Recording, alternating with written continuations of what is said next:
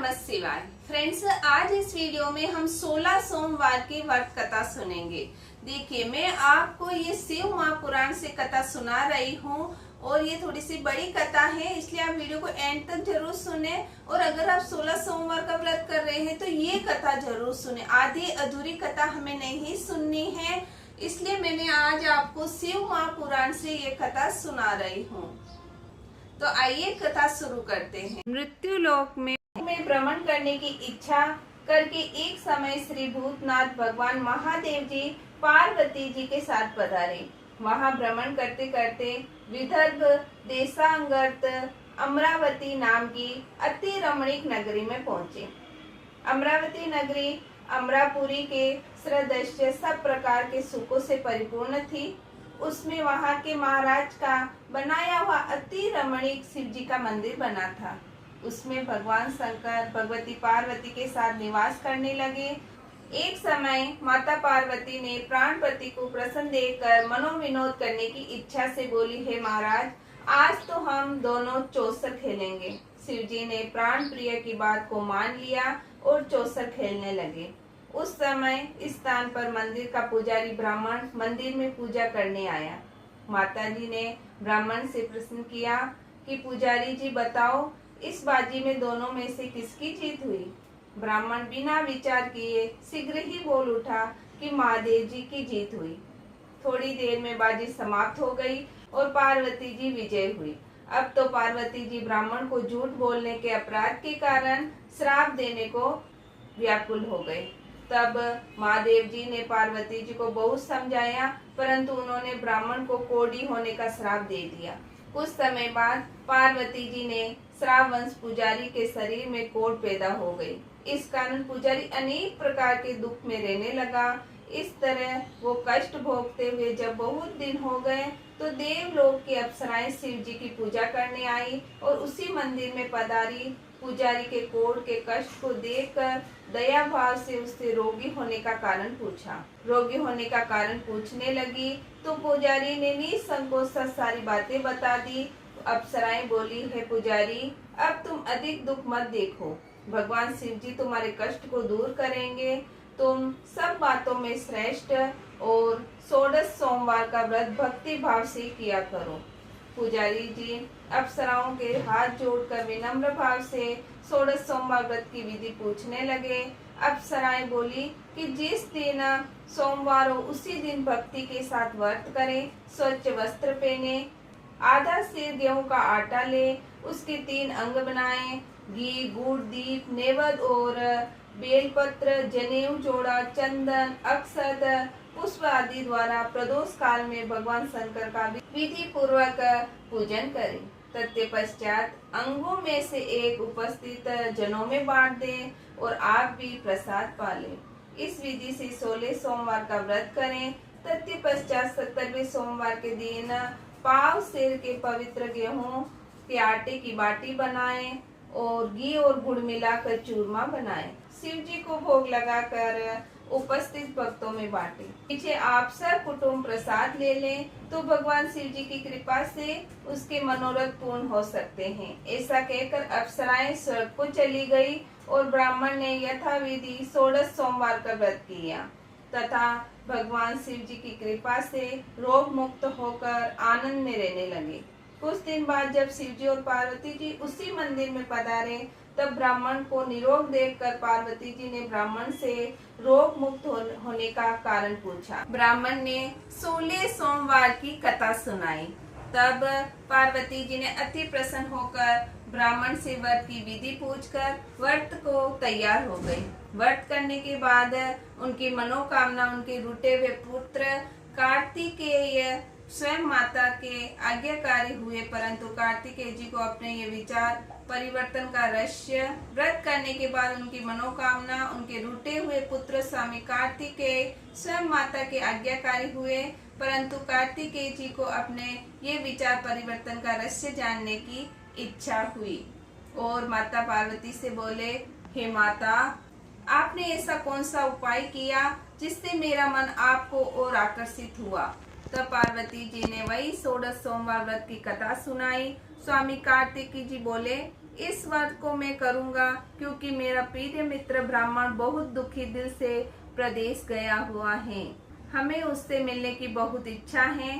कार्तिकेय जी ने इस व्रत को किया और प्रिय मित्र मिल गया। मित्र ने इस आकस्मिक मिलन का भेद कार्तिकेय जी से पूछा तो बोले, हे मित्र, तुम्हारे मिलने की इच्छा करके 16 सोमवार का व्रत किया था। अब तो ब्राह्मण मित्र को भी अपने विवाह की बड़ी इच्छा हुई। कार्तिकेय जी से व्रत की विधि पूछी और यथाविधि व्रत किया। व्रत के प्रभाव से जब किसी कार्यवश विदेश गए, अब तो ब्राह्मण मित्र को भी अपने विवाह की बड़ी इच्छा हुई और कार्तिकेय जी से व्रत की विधि पूछी। यथाविधि व्रत किया। व्रत के प्रभाव से जब किसी भी कार्यवश विदेश गए तो वहाँ राजा की लड़की का स्वयंवर था। राजा ने प्रण किया था कि जिस राजकुमार के गले में सब प्रकार की श्रृंगारित हथनी माला डालेगी, मैं उसी के साथ अपनी प्यारी पुत्री का विवाह करूंगा। शिव जी की कृपा से ब्राह्मण का स्वयंवर देखने की इच्छा से राज्यसभा में गए और वहाँ बैठ गया। नियत समय पर हथनी आई और उसने जयमाला उस ब्राह्मण के गले में डाल दी। राजा की प्रतिज्ञा के अनुसार बड़ी धूमधाम से कन्या का विवाह हुआ। ब्राह्मण के साथ लड़की को विदा किया। ब्राह्मण को बहुत सारा धन और सम्मान देकर संतुष्ट किया। ब्राह्मण सुंदर कन्या पाकर सुख और जीवन व्यतीत करने लगा। एक दिन राजकन्या ने अपने पति से ये प्रश्न किया कि हे प्राणनाथ, आपने ऐसा कौन सा भारी पुण्य किया जिसके प्रभाव से हथनी ने सब राजकुमारों को छोड़कर आपको वरण किया। ब्राह्मण बोला, हे प्राण प्रिय, मैंने अपने मित्र कार्तिकेय जी के कथनानुसार 16 सोमवार का व्रत किया, जिसके प्रभाव से मुझे तुम जैसी स्वरूपवान पत्नी प्राप्त हुई। व्रत की महिमा को सुनकर राजकन्या को बड़ा आश्चर्य हुआ और वह भी पुत्र की कामना का व्रत करने लगी। शिव जी की दया से उसके घर में अति सुंदर, सुशील, धर्मात्मा और विद्वान पुत्र उत्पन्न हुआ। माता पिता दोनों उस पुत्र को पाकर अति प्रसन्न हुए और उसका लालन पालन भली प्रकार से करने लगे। जब पुत्र समझदार हो गया तो एक दिन अपने माता से प्रश्न किया कि माँ, तुमने ऐसा कौन सा व्रत और तप किया जो मेरे जैसा पुत्र तुम्हारे गर्भ से उत्पन्न हुआ। माता ने पुत्र का प्रबल मनोरथ जान करके 16 सोमवार व्रत को और मनोरथ पूरा करने वाला सुना तो वह भी इस व्रत का राज्य अधिकार पाने की इच्छा से हर सोमवार का यथाविधि व्रत करने लगा। एक देश के वृद्ध राजा के दूतों ने आकर उसको राजकन्या के लिए वरण किया। राजा ने अपनी पुत्री का विवाह ऐसे सगुण संपन्न ब्राह्मण युवक के साथ करके बड़ा सुख प्राप्त किया। वृद्ध राजा के दिवंगत हो जाने पर यही ब्राह्मण बालक गद्दी पर बैठा, क्योंकि दिवंगत राजा के कोई पुत्र नहीं था। राज्य का उत्तराधिकार होकर भी वह ब्राह्मण पुत्र अपने 16 सोमवार के व्रत करता रहा।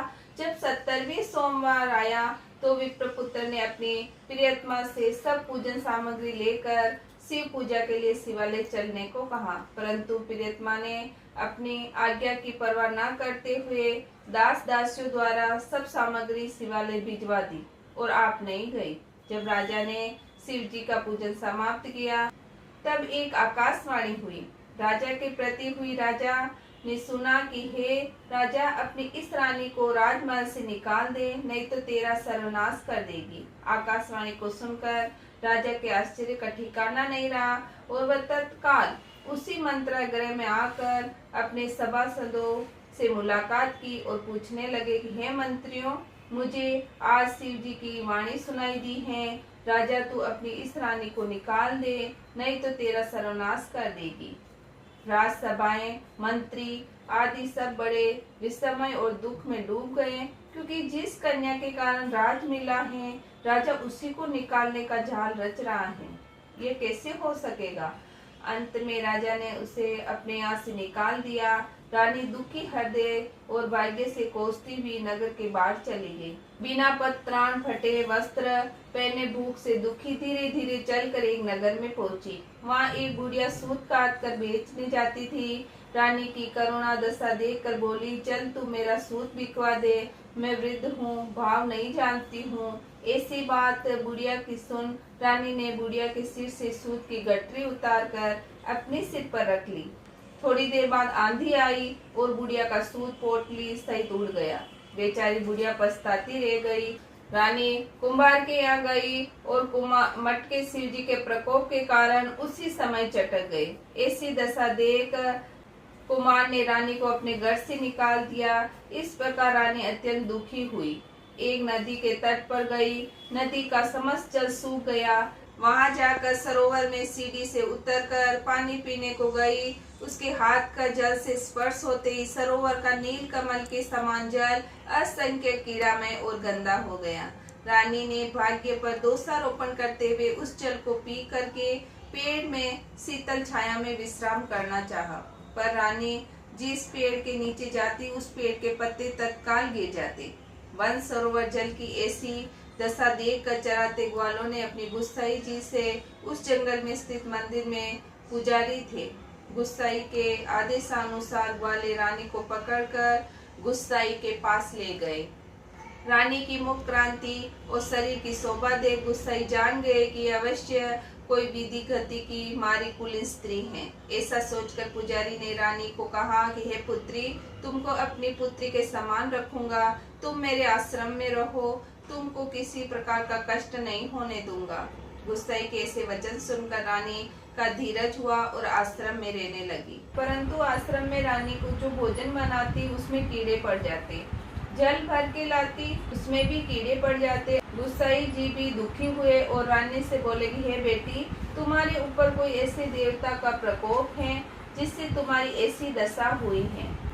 तुम सब मनोरथ को पूर्ण करने वाले 16 सोमवार व्रत करो, उसके प्रभाव से अपने कष्ट से मुक्त हो सकोगे।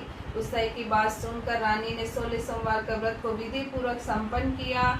17वें सोमवार पूजन के प्रभाव से राजा के हृदय में विचार हुआ कि रानी को गए बहुत दिन व्यतीत हो गए, न जाने कहाँ भटक रही होगी, ढूंढना चाहिए। ये सोचकर रानी की तलाश के लिए चारों दिशाओं में दूत भेजे। वह दूत रानी को देखते ही पुजारी के आश्रम में पहुंचे। वहां रानी को पाकर पुजारी ने रानी को मांगने लगे, परंतु पुजारी ने उससे मना कर दिया। तो दूत चुपचाप लौट गए। आकर महाराज के सन्मुख रानी की बात बताई। रानी का पता पाकर राजा स्वयं पुजारी के आश्रम में गए और पुजारी से प्रार्थना करने लगे कि हे महाराज, जो देवी जी आपके आश्रम में रहती है वह मेरी पत्नी है। शिव जी के कोप से मैंने इसको त्याग दिया था।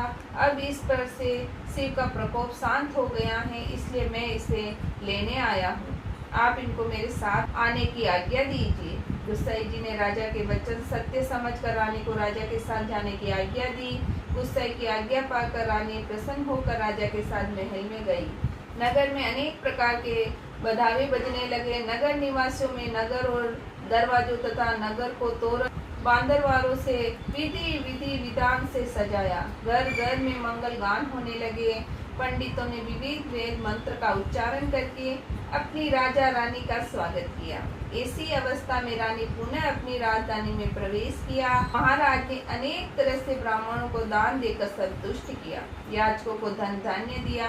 नगरी में स्थान स्थान पर सदा व्रत खुलवाए तथा भूखों को भोजन करवाया। इस प्रकार से राजा रानी शिव जी की कृपा से जब भूखे लोगों को भोजन मिलता था, इस प्रकार से राजा शिव जी की कृपा के पात्र हो और राजधानी में रानी के साथ अनेक सुखों के साथ भोग भोगते हुए सोमवार व्रत करने लगा। विधिवत शिव पूजन करते हुए इस लोक में अनेक सुखों को भोगने के पश्चात शिवपुरी को पधारे। ऐसे ही जो मनुष्य मनसा वाचा और कर्मणा के द्वारा भक्ति सहित 16 सोमवार का व्रत और पूजन इत्यादि विधिवत करता है, वह इस लोक में समस्त सुखों को भोगकर अंत में शिवपुरी को प्राप्त होता है। ये व्रत सभी मनोरथों को पूर्ण करने वाला है। तो फ्रेंड्स, ये 16 सोमवार की व्रत कथा है। अगर आप 16 सोमवार के व्रत कर रहे हैं तो मेरी सुनाई गई ये कथा आप जरूर सुने। मैंने इसको आपको शिव महापुराण से सुनाई है। आधी अधूरी कथा आप ना सुने। इतने मनोरथ पाने वाला पूर्ण फल अगर आपको प्राप्त करना है तो आप ये कथा जरूर सुने। आई होप मेरी सुनाई गई ये कथा आपको अच्छी लगे, भगवान शिव से प्रार्थना करती हूँ कि आपकी मनोकामनाएं जरूर पूर्ण हो। मेरी सुनाई गई कथा अगर आपको अच्छी लगे तो वीडियो को लाइक करें और चैनल को सब्सक्राइब करें और इस कथा को आप शेयर करें। जो भी 16 सोमवार का व्रत कर रहा है वो ये पूर्ण कथा सुने और उनकी मनोकामना भी पूर्ण हो। ओम नमः शिवाय।